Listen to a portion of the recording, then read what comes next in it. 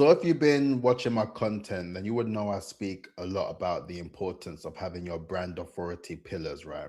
And your brand authority pillars are 3 to 5 topic areas that make you uniquely you. Those are the things that you speak on all the time, and that reinforces your brand to the point where people identify and know you for those particular topic areas, right? So the reason why I say 3 to 5, because you don't want to have it too broad, right? You don't want to have it too extended to the point where it sort of blurs the lines in terms of what people actually know you for. So, for example, my particular brand authority pillars are PR, marketing, branding, AI, and personal development. Those are my 5 particular areas because those are the things that I talk about literally every single day. And those are the sort of main passion points in my life, right? And with your brand authority pillars, you have to also consider them as things where you either work within that particular space as to why that topic is important to you, or it could be something where you're continuously learning about it. For example, for me, AI, I'm always learning about it and I'm always developing my skills in there. So that's always something that I am immersed in to the point where I have that as one of my core pillars. And then also something that you feel is innate for you. So for me, I feel like personal development is very much a innate thing. I always talk about it, and it's something I always tend to go by when it comes down to helping others, right? Within my career, I've mentored many young people and helped them establish their careers as well.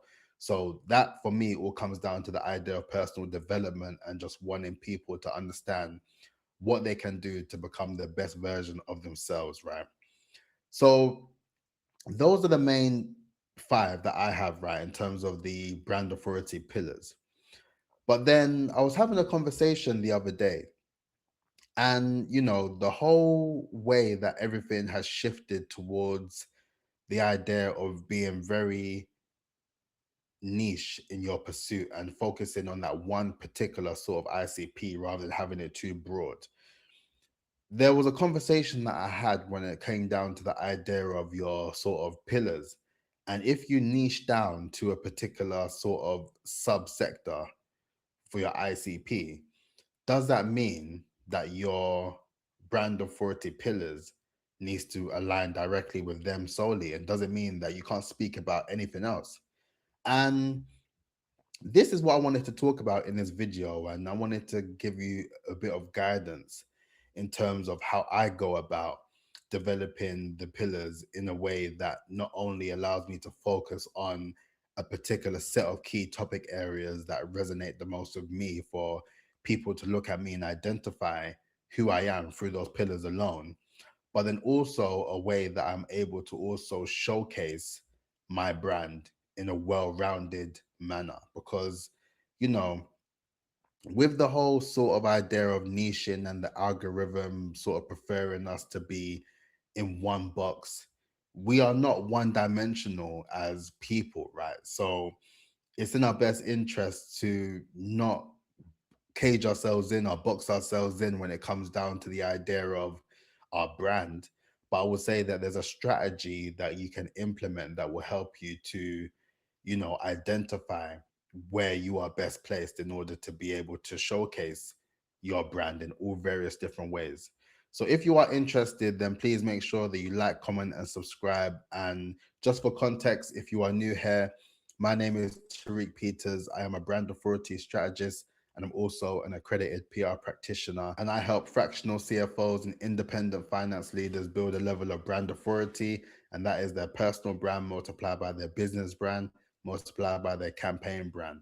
And when you get all of those 3 brands aligning, you get to a level of brand authority that makes you more visible and credible to your desired target audience. And that will drive more leads, and in turn, that will get more clients and ultimately more revenue for your business. So if you're interested in all things branding, marketing, and PR, please make sure that you like, comment, and subscribe. And also check out the description box down below, as I have a Substack as well, and I post content on there on a weekly basis.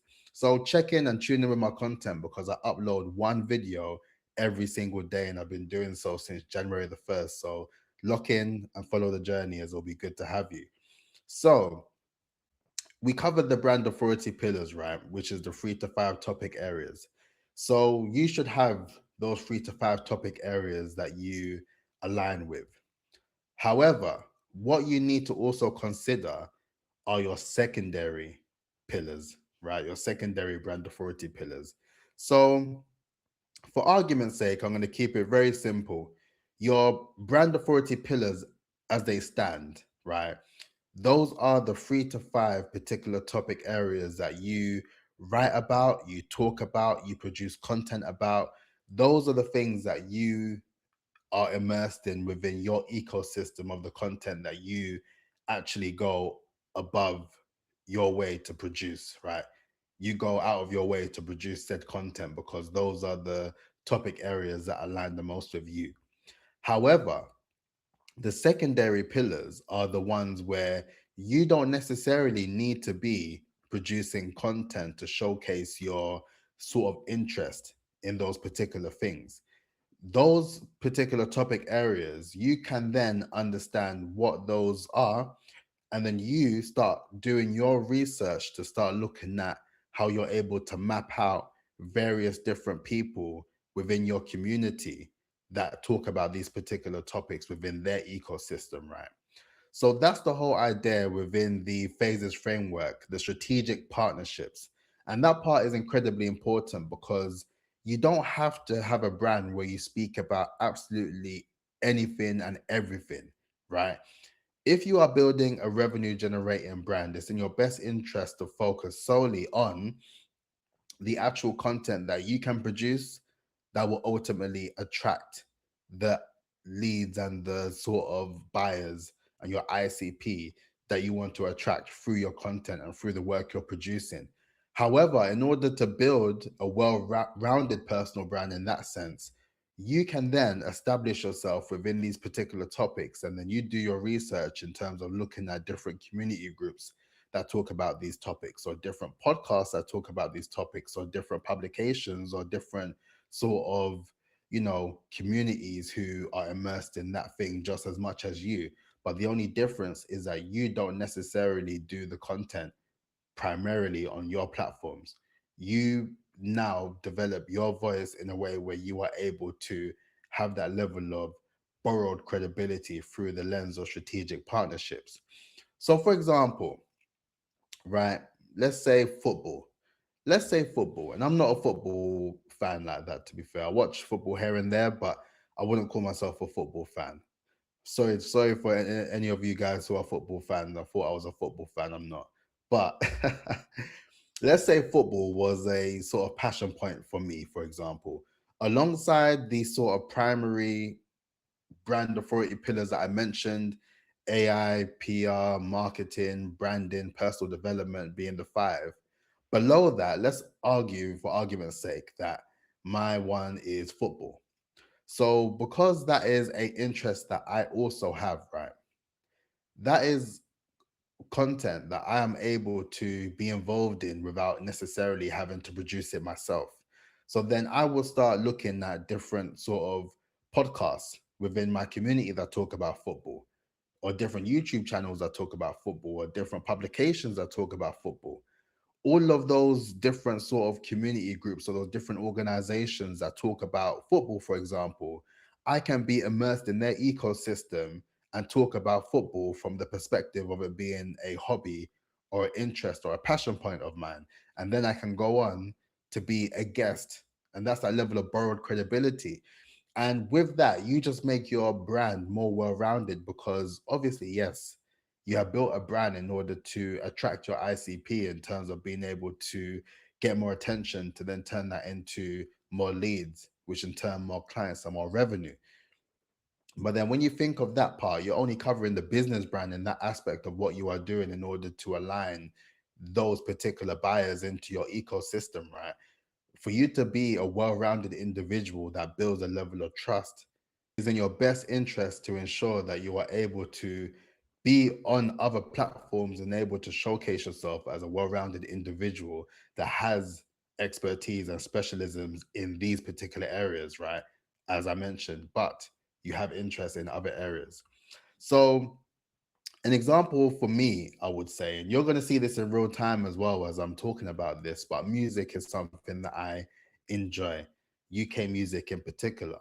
So I could then go out of my way to start collaborating with various different people who cover music, right? But music for them would be their primary brand authority pillar, right? So they will talk about that as their main sort of content that they produce.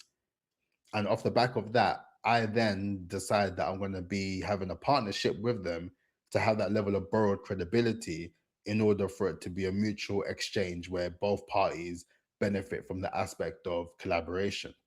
So, for this, I really want you to understand that you don't have to box yourself in to the point where you don't allow yourself places to document your journey and showcase your journey in various different ways, right?